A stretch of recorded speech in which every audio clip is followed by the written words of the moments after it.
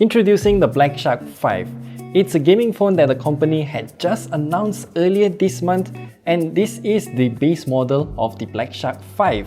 And this phone caught my attention because it is the one with the most upgrades compared to the Pro. So in today's video, I'm gonna run you through my experience after using this for like 2 weeks or so. So let's begin. This phone is rather straightforward, honestly. In short, this phone is pretty much a step up from last year's Black Shark 4 that I love so much. And since this is the gaming phone to get after all, let's now talk about the specs and the gaming performance as well. The Black Shark 5 comes with the exact same specs as last year's Black Shark 4 actually. So it's running the Snapdragon 870 chipset with 8 gigs of RAM, and for our version here, this phone comes with 128 gigs of storage. However, in terms of the gaming performance, many things have changed from last year until now. So Genshin Impact got a very big update recently, and we can now literally play Genshin Impact with this phone at 60 FPS with the highest graphical settings without any frame drops. And I mean, the Snapdragon 870 is able to do that without breaking a sweat, and I mean that in a literal sense because this phone isn't even hot at all while playing Genshin Impact at that setting. We marked it at about 42 degrees Celsius only, which is amazing. We also have a total of 3 different types of inputs available on the new Black Shark 5, the base model actually, because they brought all of the features to the base model as well. So we have the usual magnetic triggers that I personally prefer over capacitive triggers. And then we also have something called Magic Press.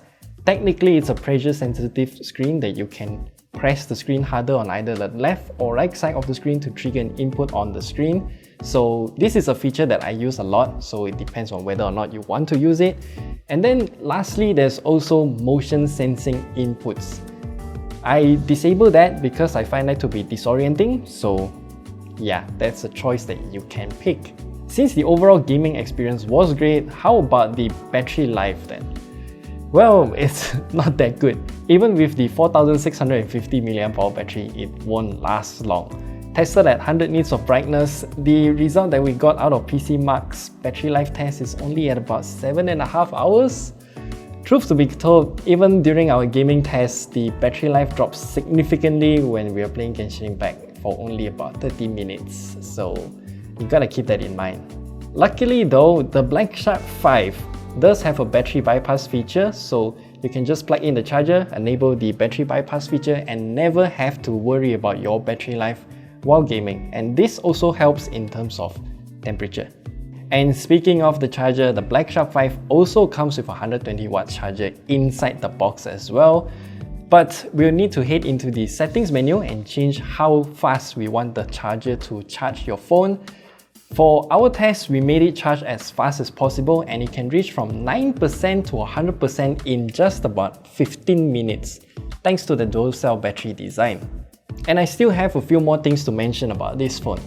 Now, this phone has a completely different vibration motor compared to the Black Shark 5 Pro that we have here. So I'm not sure if you can hear it, but I'll still record an audio sample for you.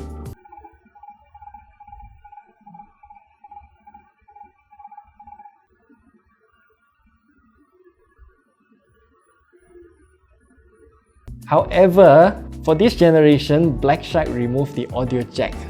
So you have to rely on either wireless earbuds, which I am personally just not a fan of, or get a DAC for yourself and plug it into the USB Type-C port at the bottom.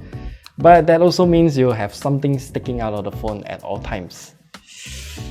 The cameras on the Black Shark 5 are fairly basic. It comes with a triple camera setup, but I think that macro camera needs to go.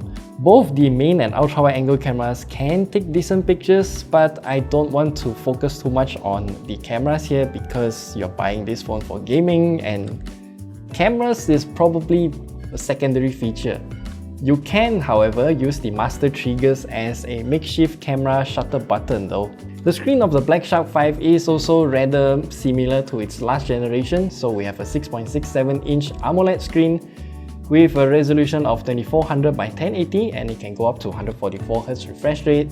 And I mean, this isn't our first time seeing a phone with this screen, and the color accuracy is also as shown on the screen here. And also, the design is something that I'm rather impartial about. because I usually don't like glossy backs, but for this time, the back here does have some sort of fancy reflection, which reminds me of the Honor 8 from many years ago. The RGB panel on the Black Shark 5 though is very tiny and it's right beside the camera bump.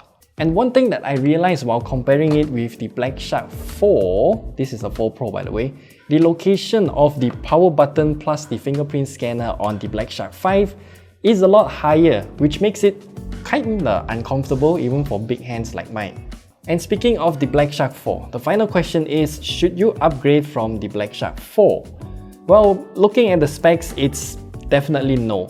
However, if you look at some other things like its features, then yeah, two things start to become more apparent, which is something that I really care about. So number one is the Magic Press feature, aka the pressure sensitive screen. I personally use that feature a lot, even though it might be a little bit annoying because during some intense gaming sessions, I might press the screen too hard and accidentally trigger something. That is why I also set the pressure sensitivity's threshold to be a lot higher. And number two is the battery bypass feature. I think this feature is necessary for all gaming phones and the Black Shark 5 has it as well.